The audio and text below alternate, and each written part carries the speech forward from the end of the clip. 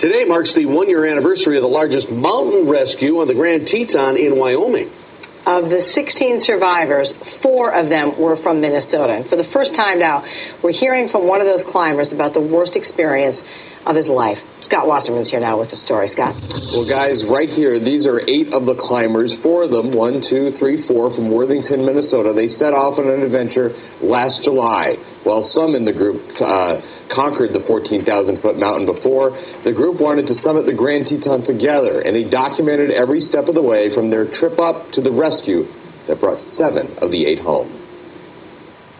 Oh, it's been an up and down torment for all of us. It's a day Bob Miller relives over and over again. He never knew when the next strike was coming, if it was going to be your last breath. It's a day that changed his life. 7 of us are walking miracles. We should be dead. We're on our summit attempt of Grand Teton on July 21st, about 7:45, and making good progress. It's the most spectacular view up on top that I've ever seen in any mountain. The sky was clear, a perfect day for an adventure for the group of 8 friends. From Minnesota, Don. 4 from Minnesota. And Bob. As the group made its way to the top, we saw some clouds starting to move in. We weren't threatened by it at the time because all around was still blue sky. Yeah, darkness in the sky over there is coming towards us now. The lightning and the thundering. And it began as a light rain and then quickly changed to freezing rain, and it plastered the rock in ice. We had snow, we had sleet and hail, and somewhere in the midst of all that, we had a lightning strike. Just before reaching the summit, the climbers knew they had to get out of there. We're hunkering down here because the lightning storm. Barry, Brandon, and I got jolted by a shock of electricity. We weren't terribly frightened. Usually mountains don't get hit multiple times like they did that day. That was a rare storm. The storm's kind of passing us, but there's another one coming. It paralyzed you. It left you in fear. When you are literally in the clouds, we felt like we were in the valley of the shadow of death. Lightning is much different than on the ground. The strikes are instant. They're loud. You lose your hearing. It blows rocks right off the side of the mountain. It turns the ice to steam. It made gloves and shoes smolder. It picked people up off the rock and threw them. Brandon, where'd you get it? Back through my legs. Oh my goodness. And for Brandon, the third lightning strike turned deadly. When a bolt of lightning hit, it threw Greg up against a wall, and it threw Brandon out over the edge.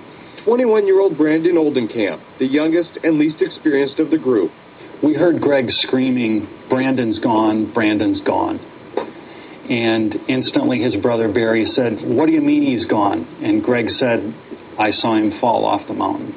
We don't know to this day exactly what happened. We don't know why the system that he was hooked into failed. At this point, 911 calls went out and rescuers made their way up the Grand Teton. Yeah, I was scared. I remember thinking, God, I don't want to die. And then I remember thinking, it's okay if I do. I know I'm going to be with my Maker. Nearly 3 hours after the storm blew in, the rescue.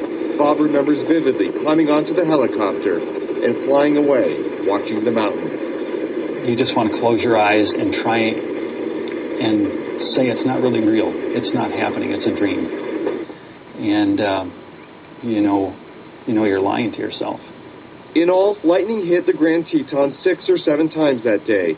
It melted equipment, injured many, and for Bob, he lost feeling in his hands and arms for 2 days.